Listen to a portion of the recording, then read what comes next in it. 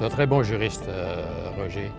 C'est un gars qui est capable de saisir les points de droit qui sont importants. C'est un gars qui est capable d'écouter aussi beaucoup son client.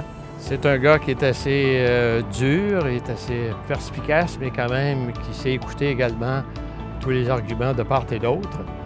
C'est un gars qui est capable de déceler les forces et les faiblesses de la partie adverse parce qu'il travaille en négociation beaucoup. Alors, Maître Baudry, étant un expert en négociation, a toujours excellé dans ce domaine-là. Il y a eu, M. Baudry, beaucoup d'influence sur moi, notamment sur son esprit d'entrepreneur.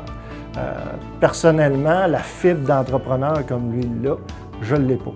Et c'est une chose qui m'a appris, morceau par morceau, à penser plus entreprise. C'est une des forces qu'il y a d'essayer de faire en sorte qu'un bureau d'avocat soit géré de façon optimale. Puis il recherche toujours la recette idéale pour le faire. C'est une chose qu'il partage beaucoup avec les autres.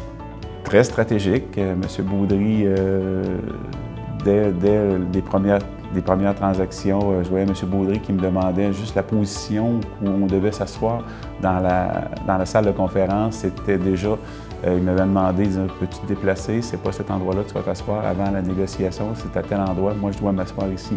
Il n'y avait aucun point qui était laissé à la légère. Tout était bien structuré, bien monté pour la transaction.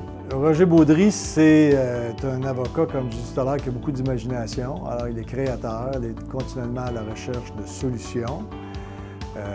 C'est quelqu'un qui ne s'en laisse pas imposer, c'est un habile négociateur et il vaut mieux l'avoir de son côté que d'avoir face à nous. Et si j'avais un autre mot, un autre qualificatif à lui donner, je dirais que c'est quelqu'un de bon.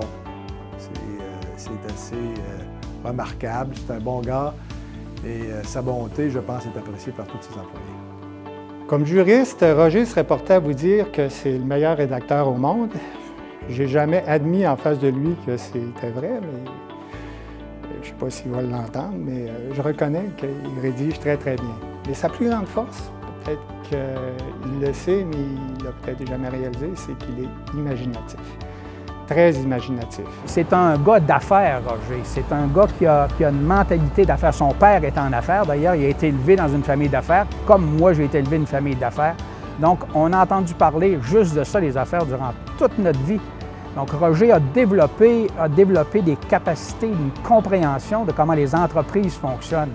Et c'est très, très important de faire le lien entre le côté juridique, parce qu'il faut finir par écrire des contrats, des papiers, etc., et toujours conserver dans l'idée qu'on est dans un contexte d'affaires, d'entreprise. Donc, Roger est un maître là-dedans.